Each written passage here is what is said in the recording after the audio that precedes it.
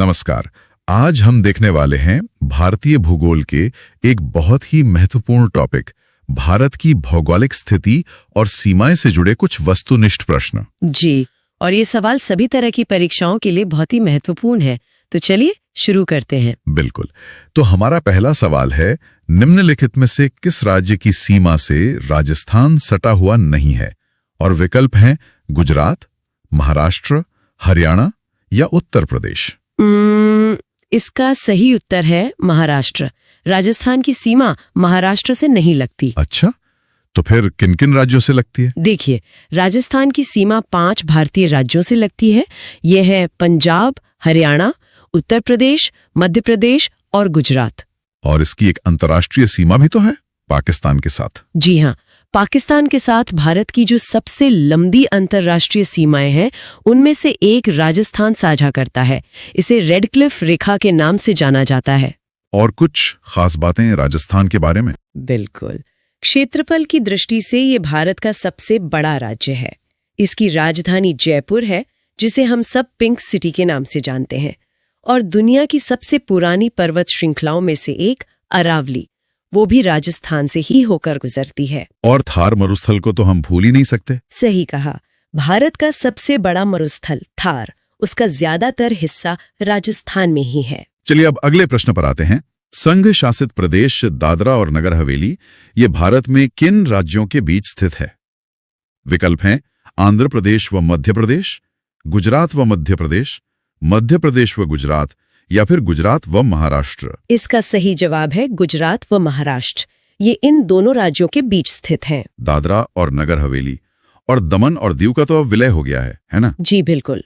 26 जनवरी 2020 को इन दोनों को मिलाकर एक ही केंद्र शासित प्रदेश बना दिया गया है। और इसकी राजधानी? इस नए केंद्र शासित प्रदेश की राजधानी दमन है। ये पश्चिमी भारत में स्थित है और यहाँ की मुख्य भाषाएं गुजराती और मराठी हैं। वैसे एक दिलचस्प तथ्य ये भी है कि ये क्षेत्र पहले पुर्तगाली शासन के अधीन था और 1961 में भारत का हिस्सा बना। इतिहास और भूगोल साथ साथ चलते हैं। अच्छा, अगला सवाल। निम्नलिखित में से कौन सा राज्य पहले नेफा NEFA के नाम से जाना जाता था? नागालैंड, मणिपुर, अरुणाचल प्रदेश या असम? ये तो बहुत ही मशहूर सवाल है। इसका सही उत्तर है अरुणाचल प्रदेश। नेफा, इसका पूरा नाम क्या था? NEFA का पूरा नाम था नॉर्थ ईस्टर्न फ्रंटियर एजेंसी। 1972 तक इसे इसी नाम से जाना जाता था। और फिर ये राज्य कब बना? 1972 के बाद इसे पहले केंद्र शासित प्रदेश बनाया गया और अरुणाचल प्रदेश नाम दिया गया। और फिर 20 फरवरी 1987 को अरुणाचल प्रदेश को पूर्ण राज्य का दर्जा मिला। इसे उगते सूरज की भूमि भी कहते हैं, सही कहा ना मैंने? एकदम सही। और इसकी राजधानी ईटानगर है। चलिए अब थोड़ा द्वीपों की ओर चलते हैं। पोर्ट ब्लेयर कहाँ स्थित है? उत्तरी अंडमान में, दक्षिणी अंडमान में, मध्य अंडमान में या छोटा अंडमान में? पोर्ट ब्लेयर दक्षिणी अंडमान में स्थित है। और ये अंडमान और निकोबार द्वीप समूह की राजधानी है। जी, और सिर्फ राजधानी ही नहीं, यहाँ पर प्रसिद्ध सेल्यूलर जेल भी है, जिसे काला पानी भी कहा जाता था। इतिहास का एक काला अध्याय। और वहाँ एयरपोर्ट भी तो है। हाँ, वीर सावरकर अंतर्राष्ट्रीय हवाई अड्डा पोर्ट ब्लेयर में ही है। साथ ही यह भारतीय सशस्त्र बलों की अंडमान और निकोबार कमान का मुख्यालय भी है। अच्छा, और वो रॉस द्वीप जिसका नाम बदला गया था? हाँ, रॉस द्वीप जिसका नाम बदलकर नेताजी सुभाष चंद्र बोस द्वीप रखा गया है, वो भी पोर्ट ब्लेयर के पास ही है। चलिए अब एक जोड़ी मिलाने वाला सवाल। निम्न में से कौन सा युग्म सही नहीं है? पहला मदुरै तमिलनाडु, दूसरा झांसी मध्य प्रदेश, तीसरा हरिद्वार उत्तराखंड और चौथा अलवर राजस्थान। इसमें जो युग्म सही नहीं है वो है झांसी मध्य प्रदेश। अच्छा, तो झांसी मध्य प्रदेश में नहीं है? नहीं, झांसी उत्तर प्रदेश राज्य का एक ऐतिहासिक शहर है। हाँ, ये बात सही है कि ये मध्य प्रदेश की सीमा पर स्थित है, शायद इसीलिए लोगों को भ्रम होता है। और ये शहर तो रानी लक्ष्मीबाई के शौर्य के लिए प्रसिद्ध है। बिल्कुल। 1857 के स्वतंत्रता संग्राम की वजह से ये शहर अमर हो गया और ये बुंदेलखंड क्षेत्र का एक प्रमुख शहर है। बाकी के विकल्प सही हैं।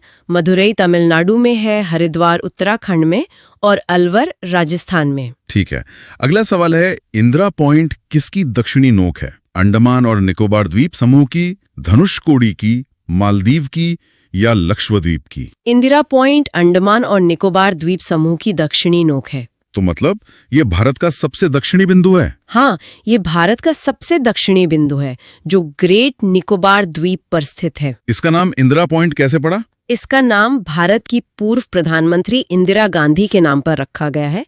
पहले इसे पिग्मेलियन पॉइंट के नाम से जाना जाता था। मैं सुना है कि 2004 की सुनामी में इसे काफी नुकसान हुआ था। जी, 2004 की सुनामी में ये बिंदु काफी हद तक पानी में डूब गया था। और एक बात और, भारत की मुख्य भूमि का सबसे दक्षिणी बिंदु कन्याकुमारी है, लेकिन पूरे भारत का इंदिरा पॉइंट है। ये अंतर समझना जरूरी है। चलिए आगे। राम सेतु निम्नलिखित में से कहां पर स्थित है? जिब्राल्टर जलडमरू मध्य, कील नहर, बेरिंग जलडमरू मध्य या पाक जलडमरू मध्य? राम सेतु पाक जलडमरू मध्य में स्थित है। इसे एडम्स ब्रिज भी कहते हैं ना? जी, इसे एडम्स ब्रिज के नाम से भी जाना जाता है। यह भारत के पंबन द्वीप मतलब रामेश्वरम से श्रीलंका के मन्नार द्वीप तक फैली चूना पत्थर की एक श्रृंखला है। तो ये मन्नार की खाड़ी को पाक जलडमरू मध्य से अलग करता है? बिल्कुल। पाक जलडमरू मध्य भारत और श्रीलंका के बीच एक जल संयोगी है और राम सेतु इसी में है। इसकी लंबाई लगभग 48 किलोमीटर है। बहुत खूब। अब सुरंगों की बात करते हैं। भारत की सबसे बड़ी सुरंग जवाहर सुरंग किस राज्य में अवस्थित है? हिमाचल प्रदेश, राजस्थान, पश्चिम बंगाल या जम्मू और कश्मीर? जवाहर सुरंग जम्मू और कश्मीर में है। इसका कोई और नाम भी है क्या? हाँ, इसे बनिहाल सुरंग भी कहा जाता है।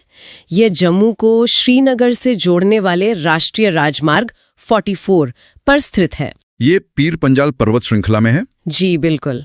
और इसका उद्घाटन 1956 में किया गया था, लेकिन अब इससे भी एक लंबी सुरंग बन चुकी है। अरे वाह, कौन सी? चेनानी नाशरी सुरंग, जिसे अब डॉक्टर श्यामा प्रसाद मुखर्जी सुरंग कहते हैं, यह भी इसी राजमार्ग पर है। जानकारी अपडेट हो गई। अब समुद्र तट की बात। भारत के अरब सागर और बंगाल की खाड़ी से लगे समुद्र तट की लंबाई लगभग कितनी है? 5700 किलोमीटर, 5900 किलोमीटर, 6100 किलोमीटर या 6300 किलोमीटर? इसका सही उत्तर है लगभग 6100 किलोमीटर। ये सिर्फ मुख्य भूमि की है या द्वीपों को मिलाकर? ये भारत की मुख्य भूमि की तट रेखा की लंबाई है। अगर हम अंडमान, निकोबार और लक्षद्वीप जैसे द्वीपों की तट रेखा को भी शामिल कर लें तो कुल लंबाई लगभग 7516.6 किलोमीटर हो जाती है। काफी बड़ा अंतर है। हाँ, वैसे भारत के 9 राज्य और 4 केंद्र शासित प्रदेश समुद्र तट से लगे हैं। सबसे लंबी तट रेखा गुजरात की है और सबसे छोटी गोवा की। अब एक बहुत ही चर्चित जगह पर आते हैं। क्या? सियाचिन क्या है?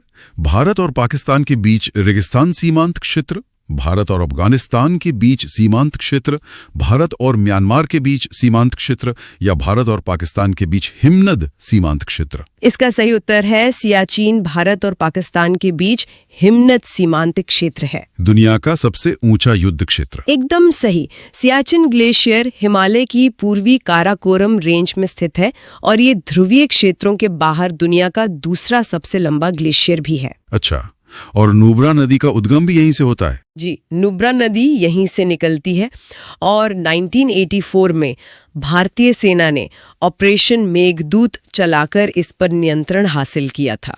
इसी से जुड़ा अगला सवाल है, सियाचिन ग्लेशियर क्षेत्र के ऊपर किनके मध्य झगड़ा है?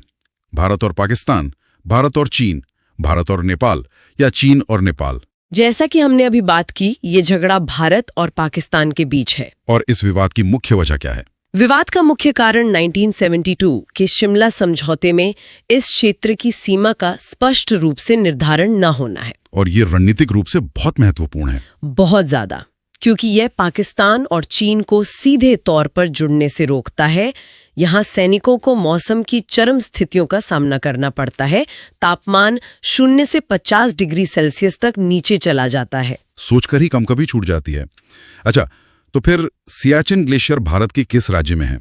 उत्तर प्रदेश, हिमाचल प्रदेश, जम्मू कश्मीर या सिक्किम? दिए गए विकल्पों के अनुसार इसका उत्तर जम्मू कश्मीर होगा, लेकिन इसमें एक जरूरी अपडेट है। वो क्या? अगस्त 2019 में जम्मू और कश्मीर के पुनर्गठन के बाद सियाचिन ग्लेशियर अब केंद्र शासित प्रदेश लद्दाख का हिस्सा है। अच्छा, तो अब ये लद्दाख में आता है। जी ये जानना बहुत जरूरी है। जी, लद्दाख को जम्मू और कश्मीर से अलग कर एक अलग केंद्र शासित प्रदेश बनाया गया है। चलिए अब एक और भौगोलिक इकाई पर आते हैं। निम्नलिखित में से भारत की सुदूर दक्षिण भौगोलिक इकाई कौन सी है? कन्याकुमारी, रामेश्वरम, लक्षद्वीप या निकोबार द्वीप समूह? इसका सही उत्तर है निकोबार द्वीप समूह। ये सवाल थोड़ा कंफ्यूजिंग है। हमने इंदिरा पॉइंट की बात तो की थी। हाँ, उसी से जुड़ा है। भारत का सबसे दक्षिणी बिंदु इंदिरा पॉइंट ग्रेट निकोबार द्वीप पर स्थित है, जो कि निकोबार द्वीप समूह का ही हिस्सा है। इसलिए भौगोलिक इकाई के तौर पर निकोबार द्वीप समूह ही सबसे दक्षिण में है। और कन्याकुमारी? जैसा पहले बताया, कन्याकुमारी भारत की मुख्य भूमि का सबसे दक्षिणी बिंदु है। समझ गया। अब राज्यों के अंदर के क्षेत्र की बात करते हैं। किस आधुनिक भारतीय राज्य में कोंकण, मराठवाड़ा और विदर्भ के क्षेत्र स्थित हैं? कर्नाटक, महाराष्ट्र, मध्य प्रदेश या गुजरात? ये तीनों क्षेत्र महाराष्ट्र में स्थित है। ये महाराष्ट्र के अलग अलग हिस्से हैं, है ना? जी। कोंकण महाराष्ट्र का तटीय क्षेत्र है, जिसमें मुंबई और रत्नागिरी आते हैं। मराठवाड़ा मध्य महाराष्ट्र का क्षेत्र है और विदर्भ पूर्वी महाराष्ट्र का, जिसका सबसे बड़ा शहर नागपुर है। चलिए अब एक बहुत ही जरूरी सवाल। कर्क रेखा। भारत के निम्नलिखित राज्यों में से उन्हें पहचानिए जहां से कर्क रेखा गुजरती है और उन्हें पूर्व से पश्चिम के क्रम में लगाइए। ये थोड़ा मुश्किल है। मैं आपको सीधे सही क्रम बताती हूँ। जी बताइए। कर्क रेखा भारत के कुल 8 राज्यों से होकर गुजरती है और पूर्व से पश्चिम का सही क्रम है मिजोरम, त्रिपुरा, पश्चिम बंगाल, झारखंड, छत्तीसगढ़, मध्य प्रदेश, राजस्थान और गुजरात। अरे वाह, ये तो याद रखना पड़ेगा। हाँ, और एक रोचक तथ्य ये है कि माही नदी भारत की एकमात्र नदी है जो कर्क रेखा को 2 बार काटती है। ये तो बहुत ही दिलचस्प है। अब पहाड़ों की बात। पटकाई की पहाड़ियां भारत को किससे अलग करती हैं? चीन से, म्यांमार से, पाकिस्तान से या बांग्लादेश से? पटकाई की पहाड़ियां भारत को म्यांमार से अलग करती हैं। ये पूर्वांचल हिमालय का हिस्सा है? जी, ये भारत के उत्तर पूर्वी राज्यों अरुणाचल प्रदेश, नागालैंड, मणिपुर और मिजोरम में फैली हुई हैं और भारत और म्यांमार के बीच एक प्राकृतिक सीमा बनाती हैं। उत्तर पूर्व की बात चली है तो अगला सवाल मणिपुर से है। राज्य समूह जिनसे मणिपुर की सीमाएं लगी हुई हैं वो कौन से हैं? नागालैंड, असम और मिजोरम का समूह सही है क्या? हाँ, आपका पहला ही अंदाजा सही है। नागालैंड, असम और मिजोरम। अच्छा, तो मणिपुर की सीमाएं इन 3 राज्यों से लगती हैं। जी, मणिपुर की सीमा उत्तर में नागालैंड से, दक्षिण में मिजोरम से और पश्चिम में असम से लगती है और इसकी पूर्वी सीमा म्यांमार के साथ लगती है। और मणिपुर की लोकटक झील तो बहुत प्रसिद्ध है। बिल्कुल, विश्व प्रसिद्ध लोकटक झील मणिपुर में ही है, जिस पर दुनिया का एकमात्र तैरता हुआ राष्ट्रीय उद्यान कीबुल लमजाओ भी है। अद्भुत। अब एक ऐतिहासिक सवाल। भारत और पाकिस्तान के बीच की सीमा का निर्धारण किसने किया? Lord Mountbatten, Sir Cyril John Radcliffe, Sir Stafford Radcliffe या लॉरिस? इसका सही उत्तर है sir Cyril John Radcliffe.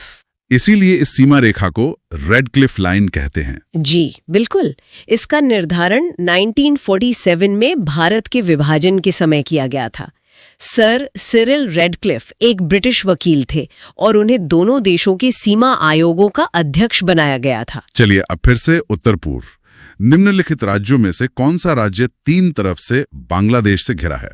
Mizoram, Meghalaya, पश्चिम बंगाल या त्रिपुरा? इसका सही जवाब है त्रिपुरा। 3 तरफ से मतलब ये एक तरह से बांग्लादेश के अंदर घुसा हुआ है। आप ऐसा कह सकते हैं। त्रिपुरा उत्तर, पश्चिम और दक्षिण इन तीनों दिशाओं से बांग्लादेश से घिरा हुआ है। इसकी पूर्वी सीमा ही असम और मिजोरम से लगती है। वाह। और त्रिपुरा और बांग्लादेश के बीच की सीमा को शून्य रेखा या 0 लाइन भी कहा जाता है। सही जानकारी आपकी। अब एक और सीमा रेखा, ड्यूरंड लाइन। ये किन 2 देशों के बीच की सीमा रेखा है? भारत और पाकिस्तान, पाकिस्तान और अफगानिस्तान, भारत और चीन या अमेरिका और मैक्सिको? ड्यूरंड लाइन पाकिस्तान और अफगानिस्तान के बीच की सीमा रेखा है। इसका निर्धारण तो ब्रिटिश भारत के समय हुआ था। जी, 1893 में ब्रिटिश भारत और अफगानिस्तान के बीच। इसका नाम सर मॉर्टिमर ड्यूरंड के नाम पर रखा गया है।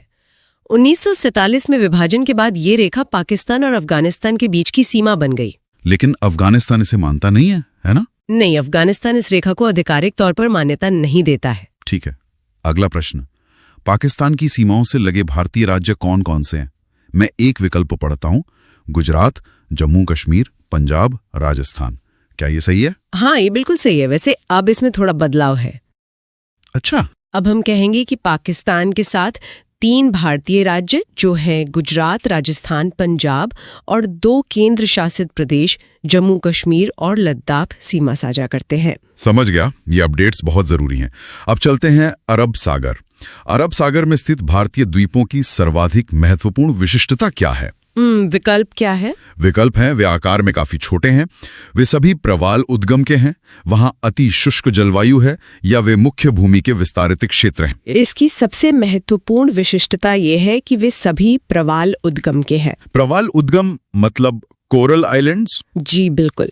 अरब सागर में स्थित हमारा द्वीप समूह लक्षद्वीप है और ये प्रवाल द्वीपों या अटोल से बना है जो समुद्री जीवों यानी पॉलिप्स के कंकालों से बनते हैं। ये अंडमान से बिल्कुल अलग है। हाँ, अंडमान द्वीप समूह ज्वालामुखी और महाद्वीपीय है, जबकि लक्षद्वीप पूरी तरह से प्रवाल मूल का है। बहुत ही बढ़िया। अब भारत के सबसे पूर्वी स्थान की बात करते हैं। भारत का पूर्वतम स्थान निम्नलिखित में से किस राज्य में अवस्थित है? मिजोरम, मेघालय, अरुणाचल प्रदेश या नागालैंड? इसका जवाब हम पहले भी दे चुके हैं, यह अरुणाचल प्रदेश में है। हाँ, उगते सूरज की भूमि। और उस जगह का नाम? भारत का सबसे पूर्वी बिंदु अरुणाचल प्रदेश के अंजाउ जिले में स्थित किबिथु गांव है। और भारत का सबसे पश्चिमी बिंदु? गुजरात में गुहार मोती है। इन दोनों के बीच समय का अंतर लगभग 2 घंटे का है। बिल्कुल सही। अब एक ट्रिकी सवाल, निम्नलिखित प्रमुख भारतीय नगरों में से कौन सा एक सबसे अधिक पूर्व की ओर अवस्थित है? हैदराबाद, भोपाल, लखनऊ या बेंगलुरु? ये वाकई में ट्रिकी है। इसका जवाब देशांतर यानी लॉन्गिट्यूड देखकर ही दिया जा सकता है। तो क्या होगा सही जवाब? इन दिए गए शहरों में लखनऊ सबसे पूर्व में स्थित है। लखनऊ लगभग 80.9 डिग्री पूर्वी देशांतर पर है, जबकि बाकी शहर इससे पश्चिम में है। चलिए अब ज्वालामुखी पर आते हैं। भारत के किस भाग में बैरन ज्वालामुखी द्वीप स्थित है? अंडमान द्वीप समूह, निकोबार द्वीप समूह, लक्षद्वीप या इनमें से कोई नहीं? बैरन द्वीप अंडमान द्वीप समूह में स्थित है। और ये दक्षिण एशिया का एकमात्र सक्रिय ज्वालामुखी है। जी हाँ, एकमात्र सक्रिय ज्वालामुखी। ये पोर्ट ब्लेयर से लगभग 135 किलोमीटर उत्तर पूर्व में स्थित है। इसमें पहला विस्फोट 1787 में दर्ज किया गया था और ये हाल के वर्षों में भी सक्रिय रहा है। ठीक है, अब राज्यों के गठन से जुड़ा एक सवाल। वर्ष 1953 में जब आंध्र प्रदेश राज्य एक अलग राज्य बना, तब उसकी राजधानी कौन बनी? गुंटूर, कुर्नूल, नेल्लौर या वरंगल? उस समय राजधानी कुर्नूल बनी थी। ये भाषा के आधार पर गठित होने वाला पहला राज्य था। जी, 1 अक्टूबर 1953 को इसका गठन हुआ था। बाद में 1956 में जब हैदराबाद राज्य के तेलुगु भाषी क्षेत्र इसमें मिलाए गए, तब हैदराबाद को राजधानी बनाया गया। चलिए अगला सवाल, निम्नलिखित में से कौन से भारतीय राज्य में प्रातःकाल में सूर्य की किरणें सबसे पहले पड़ती हैं? त्रिपुरा, मेघालय, सिक्किम या अरुणाचल प्रदेश? ये तो आसान है। सबसे पूर्वी राज्य अरुणाचल प्रदेश में ही सूरज की किरणें सबसे पहले पड़ती हैं। इसीलिए इसे उगते सूरज की भूमि कहते हैं। क्या वहां कोई खास जगह है? हाँ, अरुणाचल प्रदेश के डोंग वैली में स्थित डोंग गांव को भारत में सूर्योदय की पहली किरण प्राप्त करने वाला स्थान माना जाता है। बहुत बढ़िया। अब क्षेत्रफल की बात। क्षेत्रफल के क्रम में भारत के 3 बड़े राज्य कौन से हैं? सबसे बड़ा है राजस्थान, उसके बाद मध्य प्रदेश और फिर तीसरे स्थान पर महाराष्ट्र। राजस्थान, मध्य प्रदेश, महाराष्ट्र। ठीक है, एक समय में तो मध्य प्रदेश सबसे बड़ा था। हाँ, वर्ष 2000 तक। लेकिन जब छत्तीसगढ़ उससे अलग हो गया तो राजस्थान पहले स्थान पर आ गया। चलिए अब 7 बहनों पे वापस आते हैं। कौन सा राज्य उत्तरी पूर्वी राज्य की 7 बहनों या 7 सिस्टर्स का भाग नहीं है? मेघालय, पश्चिम बंगाल, अरुणाचल प्रदेश या त्रिपुरा? पश्चिम बंगाल 7 बहनों का हिस्सा नहीं है। 7 बहनों में कौन कौन से राज्य हैं? इनमें अरुणाचल प्रदेश, असम, मणिपुर, मेघालय, मिजोरम, नागालैंड और त्रिपुरा शामिल हैं। सिक्किम भी इसका हिस्सा नहीं है। उसे अक्सर 7 बहनों का इकलौता भाई कहा जाता है। और अब आज का आखिरी सवाल, भारत का सबसे अधिक विस्तृत भू-आकृतिक प्रदेश कौन सा है? उत्तरी मैदान, उत्तरी पर्वत, तटीय मैदान या दक्षिण का पठार? इसका सही उत्तर है दक्षिण का पठार। इसे प्रायद्वीपीय पठार भी कहते हैं। जी, यह भारत का सबसे बड़ा और सबसे पुराना भूभाग है। यह एक त्रिभुजाकार भूभाग है जो प्राचीन गोंडवाना लैंड का हिस्सा था।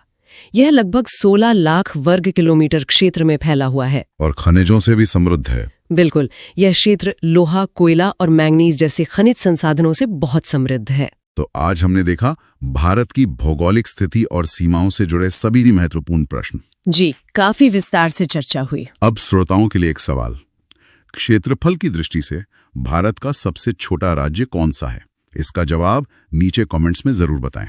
हम आपके जवाबों का इंतजार करेंगे। अगर ये जानकारी अच्छी लगी हो तो इसे लाइक करें, अपने दोस्तों के साथ शेयर करें और चैनल को सब्सक्राइब कर लें। आज के लिए इतना ही। बहुत जल्द मिलते हैं एक नए टॉपिक के साथ। नमस्कार। नमस्कार।